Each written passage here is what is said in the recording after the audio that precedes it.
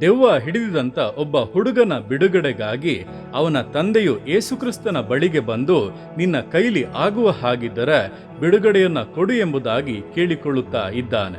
ಆಗ ಯೇಸುಕ್ರಿಸ್ತನು ಅವನನ್ನು ನೋಡಿ, ನಿನ್ನ ಕೈಲಿ ಆಗುವ ಹಾಗಿದ್ದರೆ ಅನ್ನುತ್ತೀಯೋ, ನಂಬುವವನಿಗೆ ಎಲ್ಲವೂ ಆಗುವುದೆಂಬುದಾಗಿ ಹೇಳುತ್ತಾ ಇದ್ದಾನೆ. ಅಂದರೆ ನಾನಿದನ್ನು ಮಾಡಬಲ್ಲೆ ಎಂಬಂತ ನಂಬಿಕೆ ನಿನ್ನಲ್ಲಿ ಇರುವುದಾದರೆ ನಿನ್ನ ನಂಬಿಕೆಯನ್ನ ಘನಪಡಿಸುವಂತೆ ನಾನು ಅದ್ಭುತವನ್ನ ಮಾಡುತ್ತೇನೆ ಎಂಬುದಾಗಿ ತಿಳಿಸುತ್ತಾ ಇದ್ದಾನೆ. ಈ ದಿವಸಗಳು ನಿಮ್ಮ ಜೀವಿತಗಳಲ್ಲಿ ಕೂಡ ದೇವರಿಂದ ಆಗುತ್ತದೇನೋ ಎಂಬುದಾಗಿ ಪ್ರಶ್ನಿಸದೆ, ದೇವರೇ ನಿಮ್ಮಿಂದ ಸಾಧ್ಯ ಎಂಬುದಾಗಿ ನಿಮ್ಮ ನಂಬಿಕೆಯನ್ನ ಪ್ರಕಟಿಸಿ, ಆ ನಂಬಿಕೆಯನ್ನ ನೋಡುವಂತ ದೇವರು ನಿಮ್ಮನ್ನು ಮೆಚ್ಚುತ್ತಾರೆ. ನಿಮ್ಮ ನಂಬಿಕೆಯನ್ನ ಘನಪಡಿಸುವಂತೆ ನೀವು ಬೇಡುವಂತ ಎಂತಹ ಕಾರ್ಯವೇ ಆಗಿದ್ದರೂ, ಅಸಾಧ್ಯವಾಗಿದ್ದರೂ ಕೂಡ ಅದನ್ನು ನೆರವೇರಿಸುತ್ತಾರೆ. ನಿಮ್ಮ ದುಃಖವನ್ನು ಆನಂದವಾಗಿ ಬದಲಾಯಿಸಿ ವಿಶೇಷವಾಗಿ ಆಶೀರ್ವದಿಸುತ್ತಾರೆ.